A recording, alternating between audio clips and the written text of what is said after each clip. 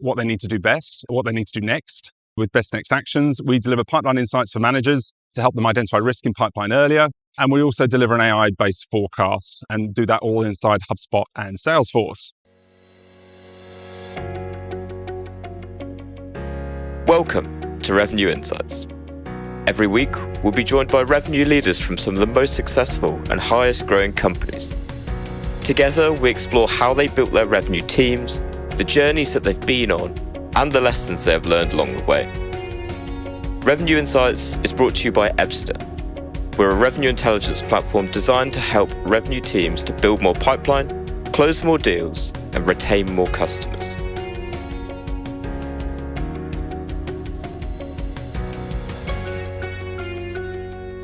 Ebster itself, as a business, we're an AI-first revenue platform. And really, we deliver three things. We help with what we call AI-guided selling. This is all about helping sales reps understand what they need to do best, what they need to do next with best next actions. We deliver pipeline insights for managers to help them identify risk in pipeline earlier. And we also deliver an AI-based forecast and do that all inside HubSpot and Salesforce. We have 3 brand guarantees. These are quite new for us. We guarantee to improve your rep quota attainment within 6 months. We guarantee to improve forecast accuracy to within 10%. And we also guarantee to get you live within 30 days. So welcome any feedback on those, because that's the first time I've said that out loud. So I'd love to, last show of hands, I promise, I'd love to understand how many people in the room have downloaded or seen the content from the 2024 benchmark report. Very good. Well, thank you so much for downloading that content. We had over 1,500 companies download that content in the first 6 months of the year. And we also saw hundreds of posts and comments online and on social. And I've had lots of people come up to us and talk to us about how they use that content in their own SKOs, at their board meetings to help justify some of the big decisions that they're having to make. So really enjoy the fact that we can kind of contribute to the community and people are getting a lot of value from this content. Today, what we're going to be doing, part of our agreement with Pavilion, is that you guys get the very first opportunity to see the latest data. So this information hasn't been out there in the web yet. We're going to be making it available today. And then we're going to be doing a little bit of a roadshow, a virtual roadshow around all the different communities within Pavilion. And then next month, this information will start getting out there to the wider market. So this is an update on the benchmark report that we launched in January, and it covers the last 6 months worth of data. So people always want to understand where the data's come from or how much data we've covered. And you can see here that the latest update covers data from 4.7 million opportunities, representing over $57 billion worth of pipeline. And this year is the first year where we also analyzed over 1.2 million hours of sales calls, trying to understand what's actually going on in those sales calls and in those discovery meetings. So before we jump into the H1 update data, let's cast our minds back as to where we were in January. So what did the numbers look like at the end of last year, beginning of this year? And it didn't paint a pretty picture. We saw at the end of last year, win rates had dropped dramatically, deal values were down, and sales cycles were increasing. And that wasn't the end of it. Over 2/3 of sales reps were missing their quota. The gap between the top and the average performers had grown from 6x to nearly 9x. And deal slippage had grown where nearly half of all deals were slipping past their anticipated close date. So as we move on to the first half of 2024, and what the state of sales looks like as we move into the second half, unfortunately, the data doesn't look like it's moving in the right direction. I say that with a smile on my face. So rep velocity is now over 10x between our top and lowest performers across our organization. We're going to dive into these numbers in a lot more detail as we go. We're now seeing that 2/3 of sales reps are missing quota. And deal slippage has actually gone down, but that doesn't tell the whole story. We're going to jump into it. So when we think about the number of reps that are missing quota, behind that number, what we can see is that win rates have dropped and sales cycles have continued to increase.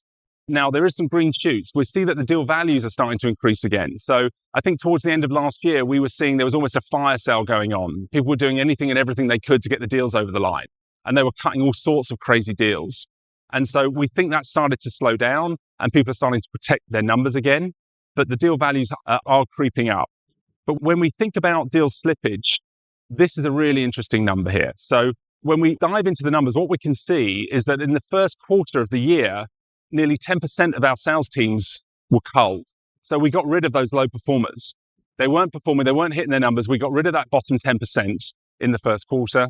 And then in the second quarter, we grew our sales teams again. So we started hiring more salespeople to join the teams that we had. And so you can start to see how that deal slippage number actually increased in the first quarter. But once we got rid of the lowest performers, we're clearing out their pipeline, we're starting again, and we've got these new reps coming in that aren't necessarily fully ramped yet. And that gives us an understanding a little bit about why the delta between those top and lower performers is so wide, is because those lowest performers aren't necessarily fully ramped and operational quite yet. Now, there's a positive sign on this graphic. We can see that the pipeline created has grown dramatically, okay? And we can start to see that we've increased our average pipeline by 25%. However, we've heard this story before. Reps are underperforming, we churn them, we hire a load more, we create a load more pipeline, and we assume that the conversion rates we were achieving before, well, we'll get them again, okay? Because we've got all this new pipeline now, we can use that as our safety net. We can all sleep at night, don't worry. I know we missed last year, but it'll be okay because we've generated all this new pipeline and we're definitely going to get the same conversion rates, right? I love the optimism. However, sales velocity continues to slow. And at the same time, while last year the quota targets were dropped in the second half of last year quite dramatically, they've increased just as dramatically in the first half of this year. The targets that we've set our teams are now 37% higher than they were at the end of last year. So we've now got these aggressive new targets. Even though sales velocity has dropped, we're creating all of this new pipeline in anticipation. It's all going to be fine. We're going to hit our number. But we've got just 16% of our AEs now generating 83% of our revenue. Sounds a bit scary. So rather than focusing on the 75% of reps that are missing quota, what I want to do for the rest of this presentation is think a lot more about the 25% that are exceeding quota. What are they doing differently? And I want us to think a lot about this quote at the top, one of my favorite quotes. Those who cannot remember the past are condemned to repeat it. So my view is, as we jump into it and we start looking at the pipeline we created, what we're going to see is that the proportion of that pipeline, that the amount of pipeline we created, while it grew by 25%, the amount of ICP pipeline didn't grow at all. So we're now just a whole lot busier and even less likely to hit our number. So what can we learn from the success of our top performers? What can we do differently now to give ourselves the best possible chance of winning as we move forward? So I mentioned before, this graphic is showing us the volume of pipeline that we created in the first 6 months of this year has grown dramatically. And we know that our win rates are over 3 times higher when we're selling to ICP. But the volume of deals that represent ICP has remained relatively static. And that's the biggest challenge here. Just 18% of the pipeline now matches ICP. So we've got all of this inbound stuff coming through. We're working lots of deals, but we're being busy fools. We're not necessarily delivering.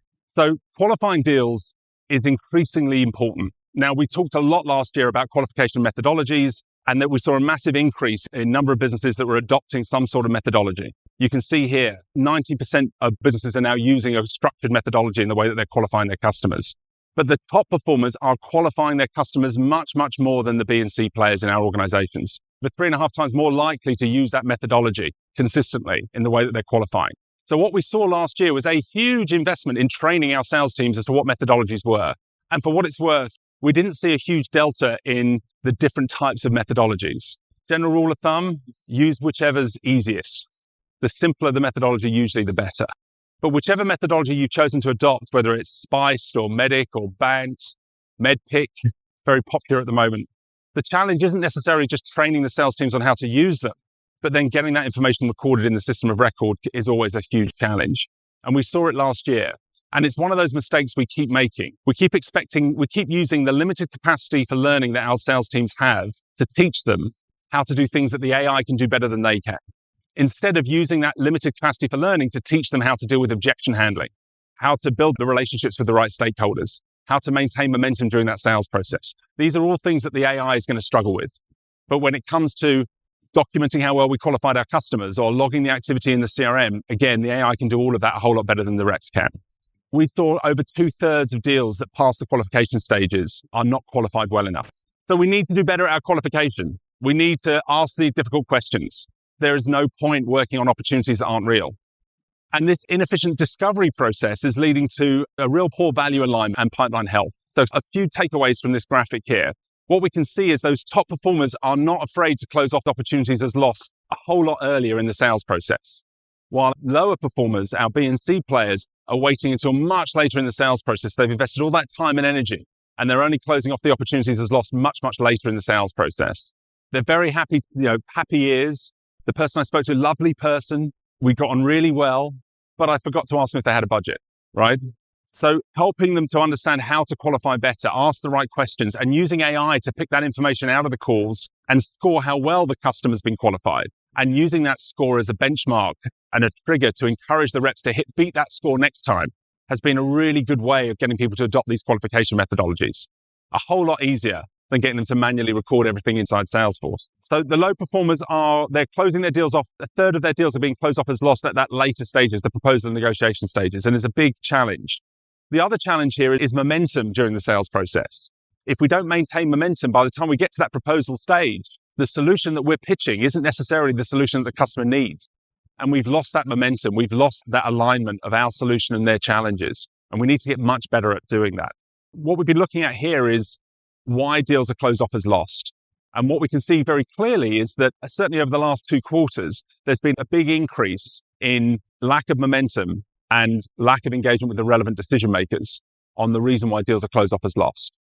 So we need to get better at engaging not just 1 or 2 key stakeholders, but the entire buying committee. And the challenge around low momentum is usually because we haven't met ICP.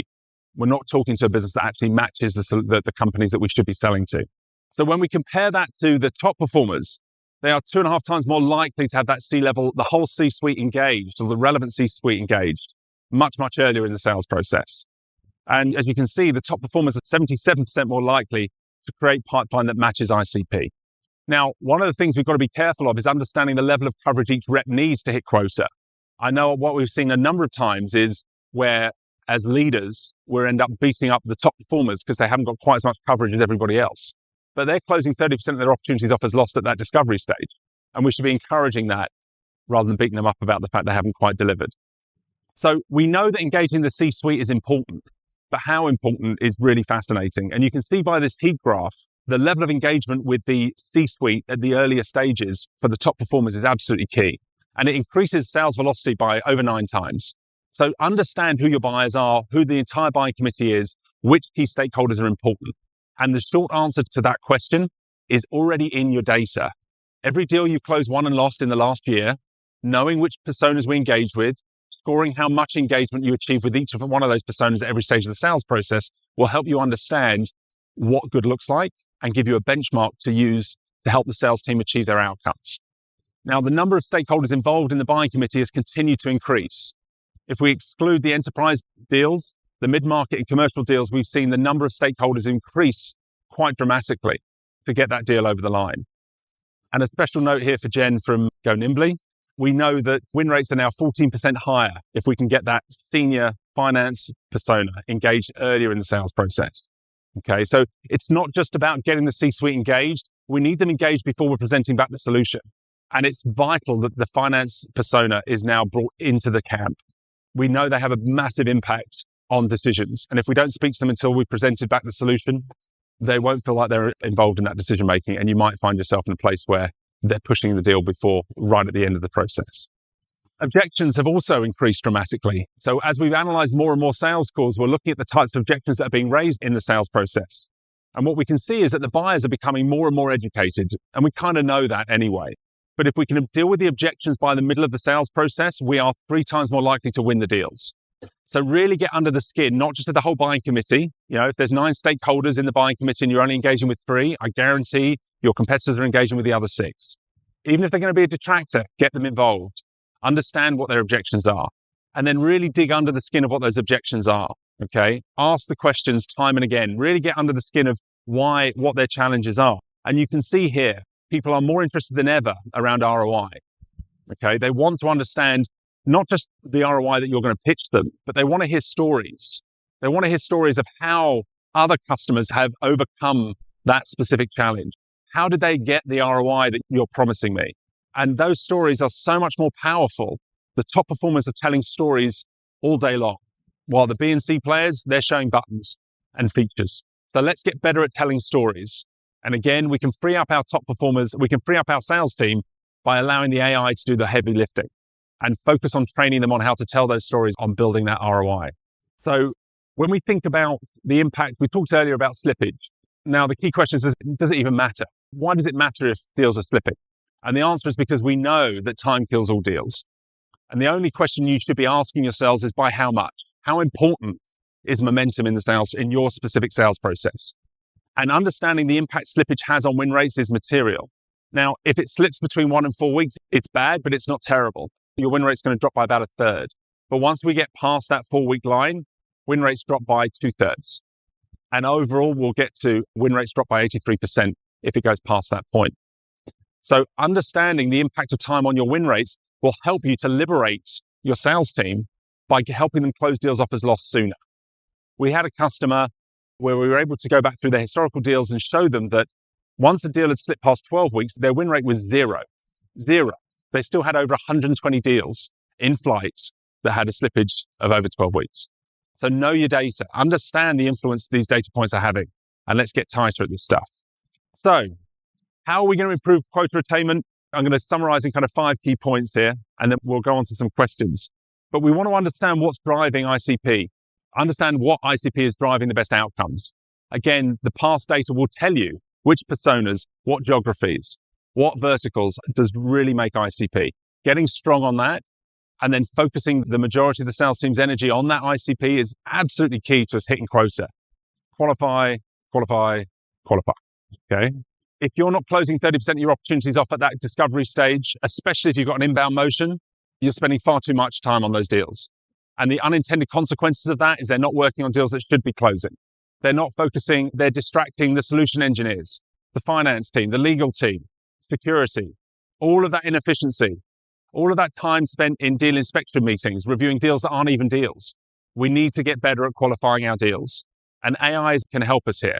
Set your criteria, put the prompts in, let the AI tell you how well the customer's been qualified. And if they've not been qualified well enough, don't let them leave discovery. Keep going back. When a rep gets that green thumbs up that they've qualified the customer well enough to leave discovery, they get a little badge. It's a big win for them. And they'll never want to do it the other way again. Understand what objections are being raised on your discovery calls, on your sales calls. And different personas are going to have different types of objections. The finance team are going to have specific questions around ROI. Your buyers, your leaders that you're selling to are going to have different objections to the users on the ground. How important are the users on the ground? Maybe they're vital. Maybe they don't matter at all. But understand what objections that they are likely to raise and start training your sales teams on how to address those objections. The top performers get those objections behind them much, much earlier in the sales cycle than everybody else. So understand and train around those personas and those objections will really help you through that effective discovery. Build those genuine relationships with the C-suites. And don't forget about the finance persona. They become a vital part of that sales cycle now. There's no point ignoring it. Well, if we keep the deal value under a certain number, maybe they won't notice. Get their engagement, get their buy-in. The finance team want the same ROI everybody else does. And if you can get them bought into it, you're going to streamline through the latter stage of the sales process. And then reinforce that winning behavior and the AI workflows and data automation. We're in 2024. Now, even in 2024, relationships still drive revenue. And that's why we spend so much money on these sales resources. We expect them to go out and build those strong relationships with our prospects, with our partners, with our customers, but free them up to do what they do best. And in 2024, the AI can do all of the rest for them. The AI can fix all the dirty data in CRM. The AI can automatically log all the objections raised on calls. The AI can build your follow-up email with all the next actions agreed. It can fast track all of that for you. And it can do it inside the CRM and the system of record. So let's focus our energies on taking the brakes off the sales team and encouraging them to focus on the things that they can do better than the AI. Well, thank you so much for listening to the content today. I hope you found it useful. You can download the H1 2024 update by scanning the QR code here today. Also, if any of the points we've raised sound relevant and pertinent to you and your business, you can come and meet with me. I'm here for the next 2 days. We've also got a booth outside, all the way to the right. I'm sure our team would love to meet you as well. You're also welcome to reach out to me via LinkedIn. And I hope you've enjoyed the content. Thank you very much. Thanks for listening to Revenue Insights. If you want to learn more, subscribe to our newsletter and we'll deliver every episode straight to your inbox. If you have any questions, feel free to connect with us on LinkedIn. Our links will be in the episode notes. See you next week.